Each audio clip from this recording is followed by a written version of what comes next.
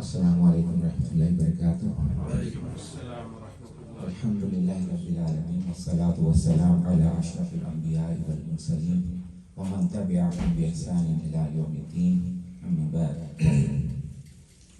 A'udzu billahi minash shaitanir rajim. Wa iz akhadha rabbuka min bani adama min zuhurihim dhurriyyatahum wa ashhadahum ala anfusihim alastu bi rabbikum qalu bala shahidna an taqulu yawmal qiyamati inna kunna hadha ghafilin.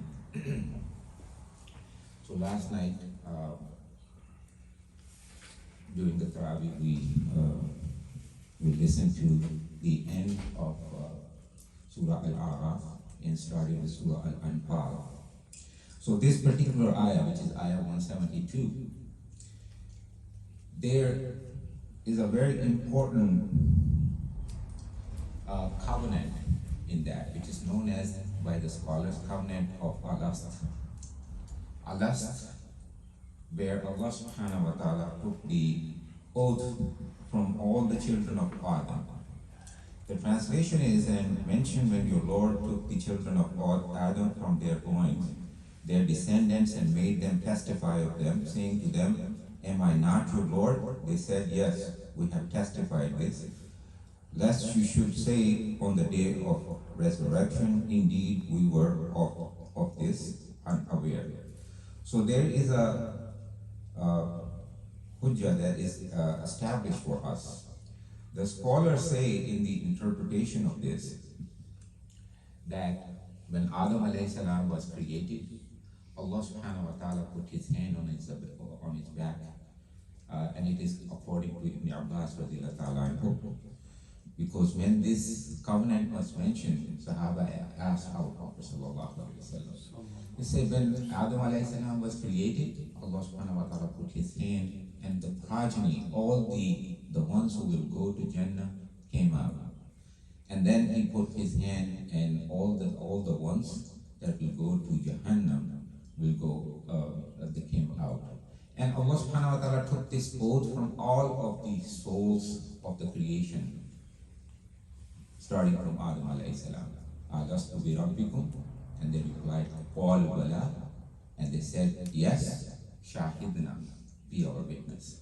So this is the oath that we have taken already. Allah subhanahu wa ta'ala makes us aware of that this oath that He is the Rabb. Alastu bi rabbikum, am I not your Rabb?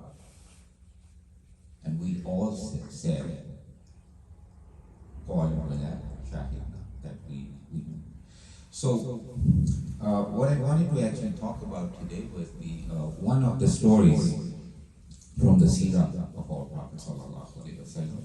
The other day we heard about one of the story of the one who was a shoemaker. So this person, this very young man, he belonged to a very elite family of Makkah at the time. When our Prophet sallallahu alaihi wasallam was preaching, he started preaching. He was so much of the elite that at that time, his clothes were specially made from Asham, and they used to be like treated like the real royalty among the people of Makkah, of the elites. But whomsoever Allah subhanahu wa ta'ala wants to guide, he heard the message of our Prophet sallallahu alaihi wasallam, and he was inspired by that. So that young man, he used to go to, and the preaching was done in secret at that time in Darul Arqam, house of Arqam at the time. And he used to go and to listen to our Prophet sallallahu alaihi wasallam. So his heart softened, and he became dedicated for being Muslim. So when he got back, he told his family, he told his mother that I have accepted this message. His father has already passed away. The mother did not like it. So much so that she locked him up in one of the rooms in the house. She would not let him out. But somehow he got out. And as he was leaving, they realized where he was going. And they asked him, one of the uncles of his, he said, what you are wearing, it is also provided by your father. Why are you leaving us? Why you want to leave us and go join them? But when Iman sets in the hearts of the believer, they do not care about what is in the life, what is there, the worldly things. So this young man, he gave up everything, so much so as he was leaving, he said, the clothes you are wearing, the uncle said, the clothes you are wearing, they belong to your father's money, and they were earned with that. So he took off all the clothes, and he walked almost naked to Darul Arqam, where they covered him. Such was the Iman that came into the heart of those young men at the time. And this young man, we all know Batul Uqba. When people from Yathrib came at the time, first year there were 6, second year they came 12. And they asked our Prophet ﷺ to send somebody with us who can teach our people over there, because they are keen to learn. And the very person our Prophet ﷺ sent with him, we all know the name, Musa ibn Umayr. May Allah bless him. So this young man, within few years, giving up everything in his life, he gave up the luxury, he gave up the royalty, and he became so dedicated that our Prophet ﷺ selected him to go preach in, it was called Yathrib at the time, until our Prophet ﷺ migrated there, and he became Madinatul Nabi. So much so that Umayr, within a year, he spread the message throughout Yathrib. Everybody was keen and learning, so much so that they asked for from our Prophet ﷺ. From there, the scholars take the 40 people, and they started the Salatul Jummah there. And it was given, permission was given to them to gather, because the persecution was going on in Makkah, and there was no open salah at the time. So such is the status of the ones who gave up everything, or those young people who gave up their lives, their statuses. They didn't care about anything. They left their home only for the sake of Allah subhanahu wa ta'ala. And it is the inspiration. Whomsoever Allah subhanahu wa ta'ala wants to guide, He guides them to the righteous path, and then there is no getting back. And with that, with giving up, without thinking anything, look at what Allah subhanahu wa ta'ala did.